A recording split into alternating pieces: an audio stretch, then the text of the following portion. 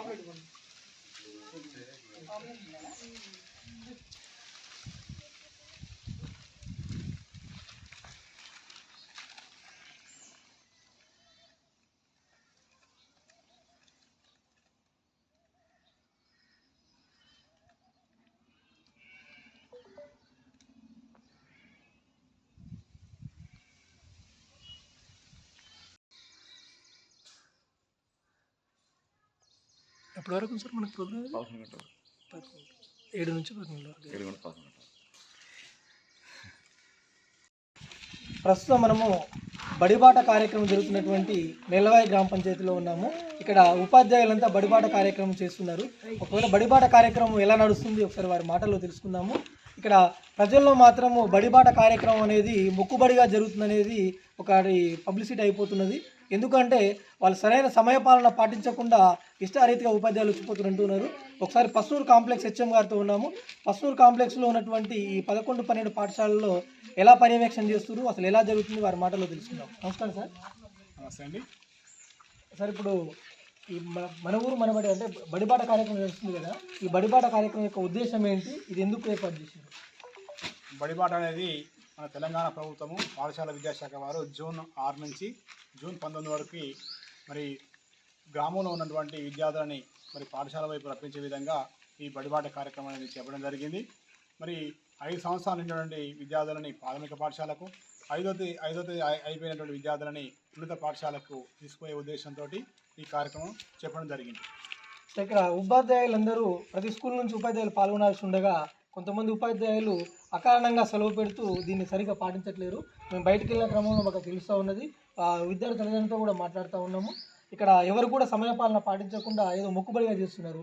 మీ complex పరిధిలో ఉన్నటువంటి స్కూళ్ళల్లో కూడా అలాంటివి జరుగుతున్నాయి. మీరు దాని మీద ఏం చెప్తారు? మా పస్నూరు కాంప్లెక్స్ పరిధిలో 11 పాఠశాలలు ఉన్నాయి. ఈ 11 పాఠశాలలో కూడా బడిబాట కార్యక్రమం అనేది మొదటి రోజు మాత్రం ప్రారంభమైంది. మరి కొంత ఉపాధ్యాయులు మరి నా దృష్టికి వచ్చింది ఈ మరి కొన్ని పాఠశాలల్లో బడిబాట కార్యక్రమంలో సమయపాలన పాటించలేదు, అసలు రావట్లేదని కూడా కొంతమంది మా దృష్టి తేవడం జరిగింది. దీని మీద ఆల్రెడీ నేను వాళ్ళకి ఒకసారి చెప్పడం జరిగింది. బడిబాట అనేది కార్యక్రమం ఈరోజు అయిపోలేదు, 19వ తారీఖు వరకు ఉంది కాబట్టి విధిగా అందరూ కూడా పాల్గొనే విధంగా నేను చర్య తీసుకుంటాను. ఓకే సార్, అదేవిధంగా ఇప్పుడు ఈ ప్రైవేట్ స్కూల్ వాళ్ళు విద్యార్థులని మెరుగైన ఆకర్షణ చూపించి వాళ్ళ వైపు మలుచుకుంటున్నారు. కానీ ప్రభుత్వ ఉపాధ్యాయులు కూడా ప్రభుత్వ విద్యాలయాల్లో మెరుగైన సౌకర్యాలు కల్పిస్తున్నారు. ఇప్పుడున్న గవర్నమెంట్ కూడా మంచి కార్యక్రమాలు చేపడుతున్నది. మౌలిక వసతుల కోసం మంచి ఫండ్ కూడా ఏర్పాటు చేస్తున్నది. ఇంత ఫండ్ ఇచ్చినప్పటికి కూడా మనము ఒక ఉపాధ్యాయులుగా ఆ విద్యార్థులను చేర్పించుకునే క్రమంలో మనం ఫెయిల్యూర్ అవుతున్నారు. అది దేనివల్ల అవుతుంది అనేది అంటే ఈరోజు సమాజంలో కొంత మార్పు అనేది జరిగింది. ప్రతి కుటుంబం కూడా ఆర్థిక పరంగా కొంత మెరుగుపరుచుకొని విద్యా వ్యవస్థ మీద కొంత అవగాహన ఏర్పరచుకొని ప్రభుత్వ పాఠశాలలో చదువు చెప్పరు, ప్రైవేట్ పాఠశాలలో చదువు చెప్పాలనే ఒక గుడ్డి నమ్మకంతో దూరకొండ నుడుపు అనే భావంతో ఆ ప్రయత్నం చేస్తున్నారు తల్లిదండ్రులు. కానీ ప్రభుత్వ పాఠశాలలో కూడా నాణ్యమైన విద్యను అందిస్తానికి కూడా ఈరోజు మరి ఉపాధ్యాయులు సిద్ధంగా ఉన్నారు. కాబట్టి సమాజంలో కొన్ని మార్పులు జరుగుతున్నాయి, దాన్ని మనం కాదన్నాం. Thank you sir. మీరు ఇంకా కొంచెం మెరుగైన విధంగా వెళ్ళడానికి ఏ విధంగా ఇప్పుడు మీ కాంప్లెక్స్ పరిధిలో ఉన్నటువంటి ఇంకా 19 వరకు ఉంది కదా, ఇప్పుడైనా సరే ఒకవేళ వాళ్ళు వచ్చి ఇన్ టైంలో 7 గంటల నుంచి 11 గంటల వరకు ఖచ్చితంగా వాళ్ళు గ్రామాల్లో తిరిగి పిల్లల్ని ప్రభుత్వ స్కూల్ వైపు తీసుకొచ్చే విధంగా చర్యలు తీసుకుంటారు? తప్పనిసరిగా అండి. ఎందుకంటే మరి ప్రభుత్వ పాఠశాలలో విద్యార్థులు లేకపోతే మా ఉపాధ్యాయ ఉద్యోగాలకు కూడా మరి ఇబ్బంది ఏర్పడే అవకాశం ఉంది.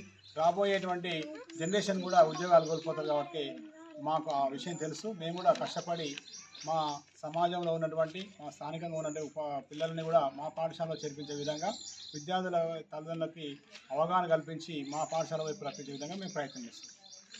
Thank you sir. అదేవిధంగా మీరు కృషి చేసి ప్రభుత్వ పాఠశాలకు విద్యార్థుల సంఖ్య ఎక్కువ నమోదు చేయించాలని కోరుకుంటూ O2 స్టూడియో వెంకటేశ్వర్లు సత్యనేశ్.